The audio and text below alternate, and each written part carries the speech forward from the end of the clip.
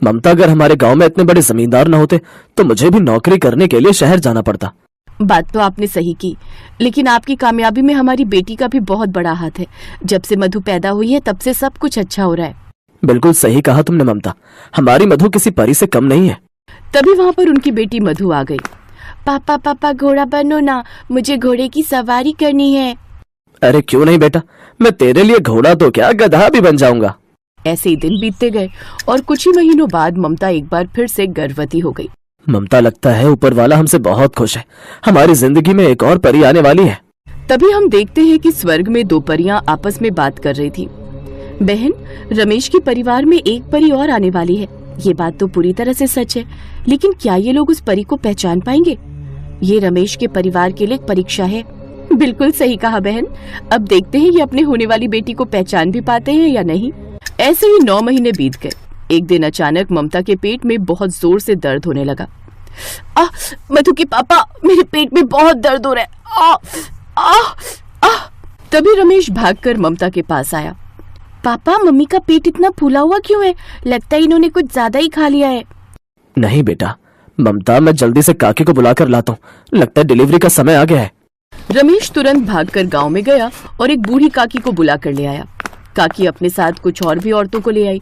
रमेश बेटा, मधु बेटी को लेकर बाहर जा, हम थोड़ी देर बाद तुझे खुशखबरी देने आते हैं। मधु बेटा, चलो हम लोग बाहर खेलने चलते हैं। रमेश अपनी बेटी को लेकर घर के बाहर चला गया। अंदर काकी ने उन औरतों के साथ मिलकर ममता की डिलीवरी को अंजाम दिया। थोड़ी देर बाद काकी बाहर आ गई। रमेश बेटा, तू एक और बेटी का बाप बन चुका है, मुबारक हो। वो औरतें वहां से चली गईं। रमेश अपनी बेटी को लेकर बहुत खुशी खुशी घर के अंदर पहुंचा, लेकिन अपनी नवजात बेटी को देखकर उसका मुंह बन गया, क्योंकि उसका रंग बहुत काला था। ये क्या हुआ ममता, तुम्हारा रंग भी गोरा, मेरा रंग भी गोरा, मधु बेटी का भी रंग गोरा, पर ये काली कैसे पैदा हो गई? मधु के पापा, काले गोरे से क्या होता है? जो भगवान की मर्जी होती है वही होता है ना। काली तो रात भी होती है, लेकिन रात से हम लोग नफरत थोड़ी करने लगते हैं। ममता, मैं तुझे बहुत सीधी सादी औरत समझता था, पता नहीं ये किसका पाप है। मैं ऐसे अपनी बेटी नहीं मानता, मेरी सिर्फ एक बेटी है मधु। रमेश का ये रवैया देखकर ममता को बहुत दुख हुआ।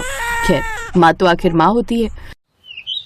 वो अपनी काली वाली बेटी को भी उतना ही प्यार करती थी जितना मधु को, लेकिन उसका पिता और मधु दोनों ही उससे बहुत चिढ़ते थे। ममता ने अपनी बेटी का नाम सुंदरी रख दिया। धीरे धीरे दोनों जवान हो गई। माँ ने तेरा नाम सुंदरी इसलिए रखा है क्योंकि तू असल में सुंदर है नहीं। मुझे तो तुझे अपनी बहन कहते हुए भी शर्म आती है। दीदी, आप मेरी सगी बहन होकर मुझसे इस तरह बात करती हो। मैं भी सुंदर हूँ, बस मेरा रंग ही तो काला है। काले रंग वाले कब से सुंदर होने लगे? हाँ, तू सुबह सुबह मेरे सामने मत आया कर, मेरा सारा दिन खराब हो जाता है। खैर, मैं कॉलेज जा रही हूँ। मधु और सुंदरी दोनों अलग अलग कॉलेज में पढ़ती थी, क्योंकि मधु नहीं चाहती थी कि उसकी काली बहन के बारे में उसकी सहेलियों और दोस्तों को पता चले। इसीलिए उसके पिता ने सुंदरी का एडमिशन दूसरे कॉलेज में और मधु का एडमिशन दूसरे कॉलेज में करा दिया। रात में रमेश अपनी बेटी मधु के लिए बहुत सुंदर सुंदर ड्रेस लेकर आया। मधु, देखो तुम्हारे पापा तुम्हारे लिए क्या लेकर आए हैं। अरे वाह पापा, कितनी सुंदर सुंदर ड्रेस है। तभी वहाँ पर सुंदरी और उसकी माँ भी आ गई। अरे वाह दीदी, ये कपड़े आप पर बहुत अच्छे लगेंगे, एक बार पहनकर दिखाइए ना। देख, ज्यादा चापलूसी करने की जरूरत नहीं है, मैं तेरे लिए कपड़े लेकर नहीं आया हूँ, अपनी बेटी के लिए लेकर आया हूँ। पापा, मैंने आज तक आपसे कभी कुछ मांगा ही नहीं। मैंने कब कहा कि ये मेरे कपड़े हैं? मैं तो अपनी बहन की खुशियों को देखकर ही खुश हो जाती हूँ। मैंने तुझे कितनी बार मना किया कि मुझे पापा मत बोला कर। पता नहीं किसकी औलाद है तू, इतना काला खून मेरा तो नहीं हो सकता। देखिए, बार बार आप मुझ पर इल्जाम लगाना बंद कीजिए। मेरे चरित्र पर उंगली उठाने से पहले कम से कम एक बार अपने दिल से भी तो पूछ कर देख लीजिए कि क्या मैं कभी ऐसा कर सकती हूँ। अगर तूने ऐसा कुछ नहीं किया तो इतनी काली लड़की तेरी कोख में आ कैसे गई?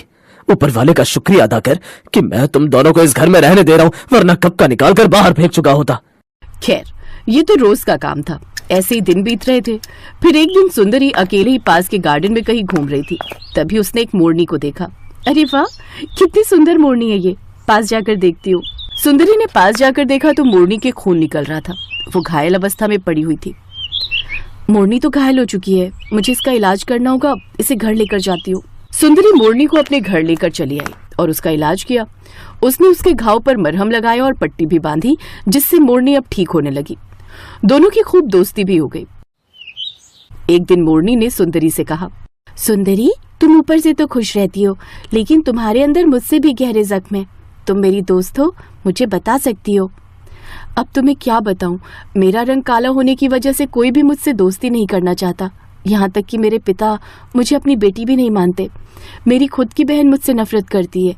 सुंदरी, तुमने मेरे घाव को ठीक करके मेरी जिंदगी बचाई थी, तो मेरा भी फर्ज बनता है कि मैं तुम्हारे घाव को भर दूं। तुम मेरे घाव को नहीं भर सकती क्योंकि मेरे घाव बहुत गहरे हैं।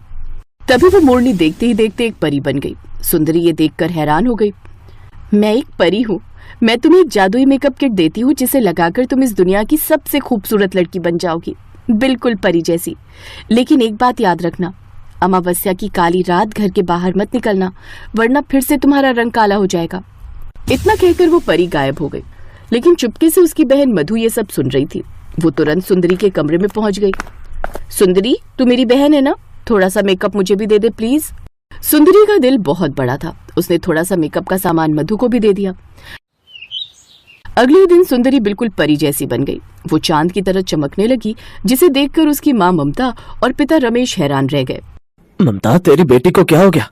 कल तक तो ये काली थी, अचानक इतनी सुंदर कैसे हो गई? परमात्मा को लगा होगा कि उसके बनाए हुए काले रंग से हर कोई नफरत करता है, इसीलिए शायद उसने मेरी बेटी का रंग भी गोरा कर दिया। और उस जादुई मेकअप से मधु और भी सुंदर हो गई। अब उन दोनों के माँ बाप उन दोनों को खूब प्यार करते। फिर एक दिन अमावस्या वाली रात अचानक रमेश को मिर्गी का दौरा पड़ने लगा। उसकी सांसें भी फूलने लगी। मधु बेटा, मैंने तुझे कार चलाना सिखाया है ना, जल्दी से मुझे अस्पताल ले चल। ऐसा लग रहा है मुझे हार्ट अटैक आ जाएगा। मेरी हालत बहुत खराब हो रही है। मधु, जल्दी से गाड़ी निकाल, मैं इन्हें लेकर बाहर आती हूँ। आज अमावस्या है, अगर आज मैं घर से बाहर निकली तो मैं काली हो जाऊंगी। मैं बाहर नहीं जा सकती पिताजी। कोई बात नहीं, मेरी माँ ने मुझे भी कार चलाना सिखाया है। मैं पिताजी को अस्पताल लेकर चलूंगी। चलो माँ। सुंदरी ने कार स्टार्ट की और अपने पिता को लेकर अस्पताल पहुंच गई। डॉक्टर ने उसका इलाज किया। सुबह तक वो पूरी तरह ठीक हो गया, लेकिन जब सुबह उसकी नींद खुली तब उसने देखा कि सुंदरी एक बार फिर से काली हो चुकी थी। उसकी माँ भी वहां पर खड़ी थी। ये तुम्हें क्या हो गया? कल तक तो तुम बिल्कुल गोरी हो गई थी, फिर से काली कैसे हो गई? सुंदरी ने परी वाली सारी बात अपने पिता को बता दी। अब रमेश की आंखों में पश्चाताप के आंसू थे। इसका मतलब सिर्फ काली हो जाने के डर से मधु मुझे अस्पताल तक लेकर नहीं आई। तभी वहां पर परी प्रकट हो गई। वो परी मैं ही हूँ। रमेश और ममता, परमात्मा ने जानबूझकर आपकी दूसरी संतान काली पैदा की थी, क्योंकि वो जानना चाहते थे कि आप लोग ऊपर ऊपर से ही अच्छे हो या दिल से भी अच्छे हो। लेकिन रमेश, तुम दिल से अच्छे नहीं थे। तुम्हारे अंदर काले और गोरे के बीच का भेदभाव पता नहीं किसने डाल दिया था। तुमने अपनी ही पत्नी पर शक किया, खुद की बेटी को बेटी मानने से इनकार कर दिया। आज से सुंदरी बिल्कुल गोरी हो जाएगी, वहीं मधु और तुम अपना पूरा जीवन काले रंग के साथ बिताओगे। अब रमेश और मधु काले हो गए। तब उन्हें अपनी गलती का एहसास हुआ, लेकिन अब सभी लोग खुशी खुशी रहने लगे।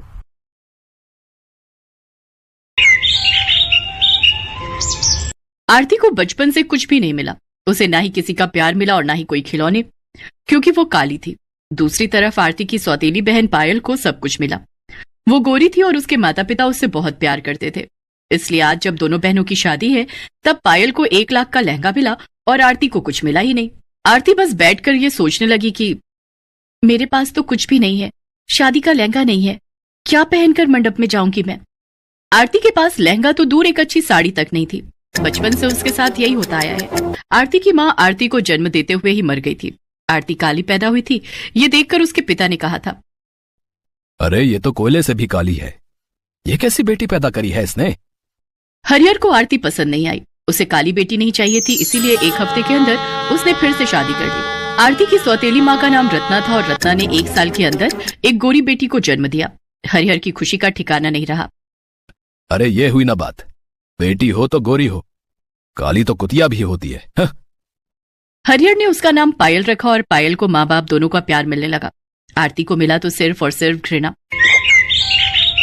उसकी सौतेली माँ उससे कहती थी, तेरा मुंह देखकर मेरी भूख मर जाती है, खाने के समय मेरे सामने मत आया कर। रत्ना, हरिहर और पायल एक साथ एक परिवार की तरह इकट्ठे बैठकर खाते थे, लेकिन आरती को वहां जगह नहीं मिलती थी। उसे रसोई में बैठकर खाना पड़ता था, वो भी सूखे चावल। खाना खाते हुए आरती हर रोज रोते हुए अपनी माँ को याद करती थी। माँ, आप मुझे अपने साथ लेकर क्यों नहीं गई? माँ, मैं आपके पास आना चाहती हूँ। भगवान मुझे ऊपर बुला लीजिए, मुझे अपनी माँ के पास जाना है। एक तो सौतेली, ऊपर से काली। ऐसी लड़कियों के नसीब में सिर्फ और सिर्फ दुख, दर्द और पीड़ा ही लिखा हुआ है। ये बात आरती बहुत पहले